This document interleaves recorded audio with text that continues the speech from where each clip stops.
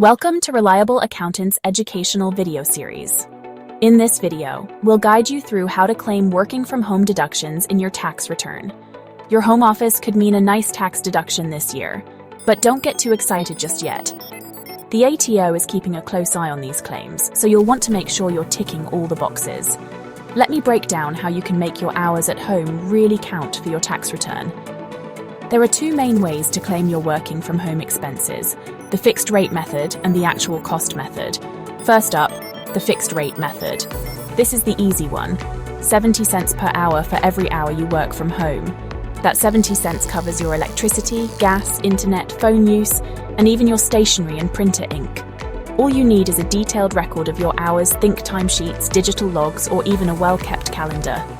No guesses allowed. The ATO wants actual records. Let me give you an example.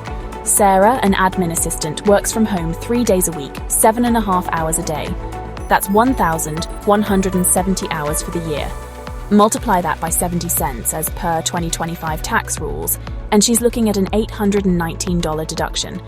All because she kept a good log of her hours and confirmed it with her employer. Simple, right? Now, if you've got bigger expenses, maybe a full-time setup and a dedicated workspace, the actual cost method could be better.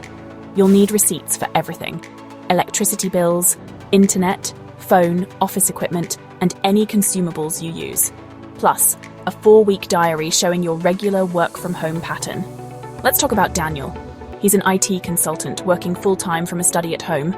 His claims: 20% of his electricity bill, 80% of his internet, depreciation on his office chair, and all of his printer ink and paper. He adds it all up, keeps great records, and claims $2,000 for the year. So, which method should you use? If you want a no-fuss approach and your expenses aren't too high, the fixed rate might be perfect. If you're spending big on running costs or have a dedicated office, actual cost could save you more. A quick tip: you can't double dip.